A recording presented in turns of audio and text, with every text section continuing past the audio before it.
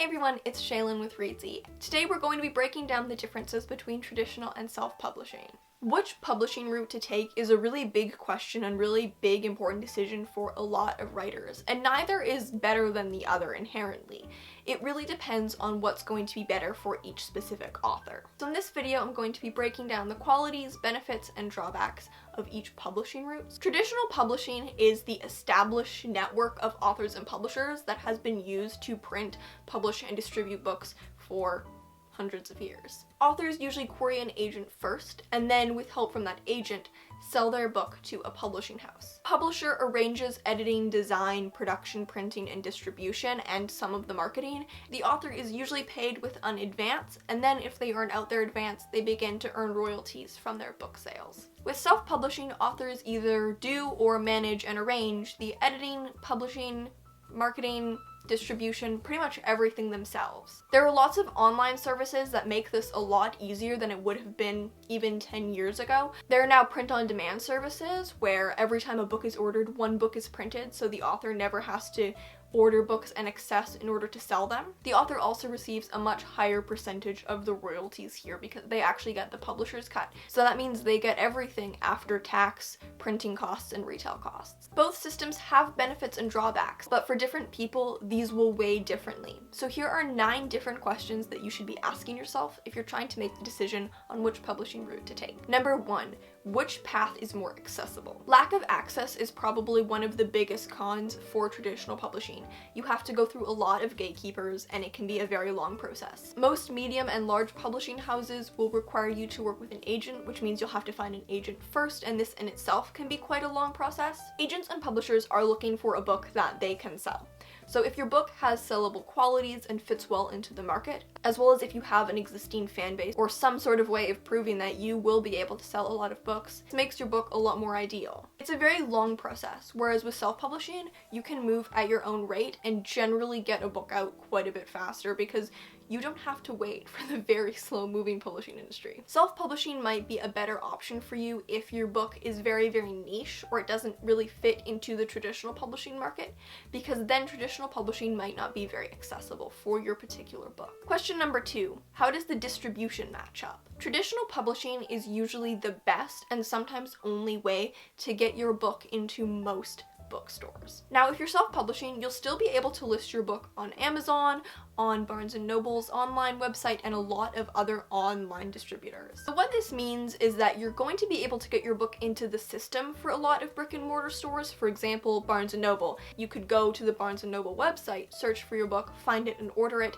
but it doesn't necessarily mean Barnes & Noble is going to stock copies in their store, and that is quite unlikely. Self-published authors are often able to get their books into stores by going to their local independent bookstores and pitching it themselves. However, it is very unlikely that a self-published book will be on display in a bookstore on a large scale. So there are upsides and downsides here for both. So with traditional publishing, the obvious upside is shelf space in a brick and mortar store. The upside with self-publishing here is that it can actually be quicker to reach a global audience online. With traditional publishing, international rights can sometimes take a long time to be sorted and sold, so it's possible that your book won't be available in every region. Question 3.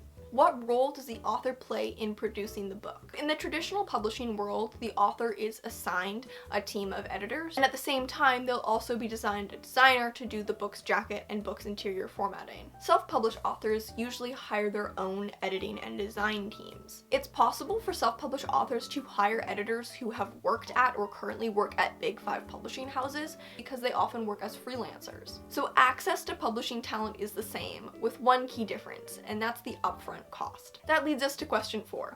What are the costs? Cost is usually one of the biggest hurdles for indie authors. Traditionally published authors don't have to pay for their book's production, but self-published authors have to fund this themselves, and it can be a cost that can run into the thousands of dollars. Self-publishing is like starting a business. You have to have money to invest in order to earn money back later. Nowadays, a lot of indie authors are turning to crowdfunding to help produce their books. Question 5.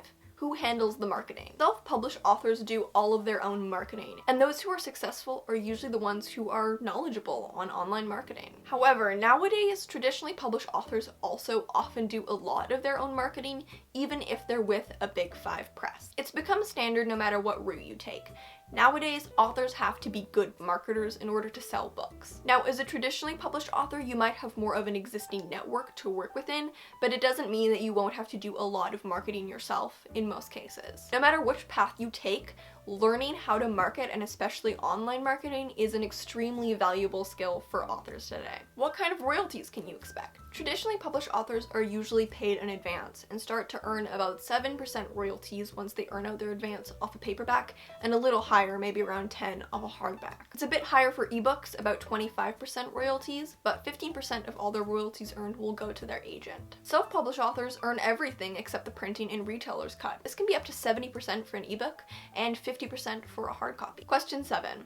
How long does it take? Publishing is a slow industry. In the traditionally published world, it'll take 1, often 2 years for a book to hit the shelf. With self-publishing, this can be done completely on the author's own schedule, and you also get to pick your release date. 8. What about prizes and reviews? Prestigious awards and reviews are usually only open to traditionally published books. If you're writing in a genre where accolades don't really matter, then this probably isn't much of an issue. However, there are genres where this is pretty important for your book's visibility. If you're writing literary fiction, keep in mind that much more so than with commercial fiction, literary fiction gains traction based on the awards that it's shortlisted for or wins. And finally, 9.